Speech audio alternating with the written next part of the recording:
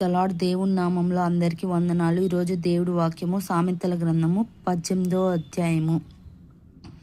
దేవుడు మనతో మాట్లాడుతున్నాడు వాక్యం ద్వారా. వేరుగుండువాడు స్వచ్ఛానుసారంగా నడుచువాడు, అట్టువాడు లెస్సైన జ్ఞానమునకు విరోధి. బుద్ధిహీనుడు వివేచనయందు సంతోషింపక తన అభిప్రాయాలు బయలుపరచుటయందు సంతోషించును. భక్తిహీనుడు రాగానే తిరస్కారం వచ్చును, అవమానం రాగానే నింద వచ్చును. మనుషుని నోటి మాటలు లోతు నీటి వంటివి, అవి నదీ ప్రవాహం వంటి, జ్ఞానం ఊట వంటి. తీర్పు తీర్చుటలో భక్తిహీనుల ఎదుట పక్షపాతం చూపుటయో, నీతిమంతులకు న్యాయంను తప్పించుటయు క్రమం కాదు. బుద్ధిహీనుల పెదవులు కలహమునకు సిద్ధమై ఉన్నవి, దెబ్బలు కావాలని వాడు కేకలు వేయును. బుద్ధిహీనుని నోను వానికి నాశనం తెచ్చును, వాని పెదవులు వాని ప్రాణమునకు ఉరి తెచ్చును. కొండెగాని మాటలు రుచికల భోజనములు, అవి కడుపులోకి దిగిపోవును. పనులో జాగు చేయువాడు నష్టం చేయువానికి సహోదరుడు. యెహోవా నామము బలమైన దుర్గము, నీతిమంతులు అందులకు పరిగెత్తి సురక్షితంగా ఉండు.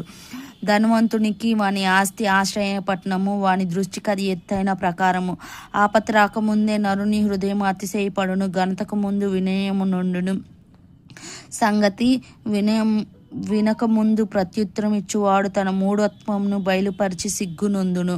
నరుని ఆత్మ వాణ్ణి వ్యాధి నోర్చును, నలిగిన హృదయం ఎవడు సహింపగలడు? జ్ఞానులు చెవి తెలివి వెదుకును, వివేకం గల మనసు తెలివిని సంపాదించును. ఒకడు ఇచ్చిన కానిక వానికి విలువ కలుగజేయును, అది గొప్పవారి ఎదుట వాణిని రప్పించును. వేద్యమందు వాది పక్షమ న్యాయం కనపడును, అయితే ఎదుటివాడు వచ్చిన మీదట వాని సంగతి తేటబడును.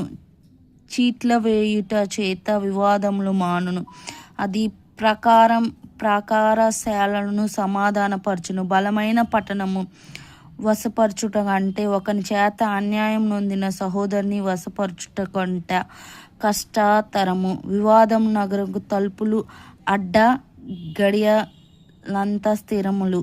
ఒకని నోటి ఫలం చేత వాని కడుపు నిండును, తన పెదవుల ఆదాయం చేత వాడు తృప్తి నొందును. జీవమానం నాలుక వశము, దాని యందు ప్రీతిపడువాడు దాని ఫలమును తిందును. భార్య దొరికిన వానికి మేలు దొరుకును, అట్టివాడు యెహోవా అనుగ్రహం పొందువాడు. దరిద్రుడు బతిమాలి మాని మనవి చేసుకునను, ధనవంతుడు దురుసుగా ప్రతి ఉత్తరం ఇచ్చును. బహుమంది చెలుకాండగలడు నష్టపడును.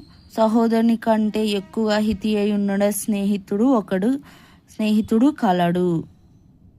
దేవుడు ఈ వాక్యం దీవించునుగాక.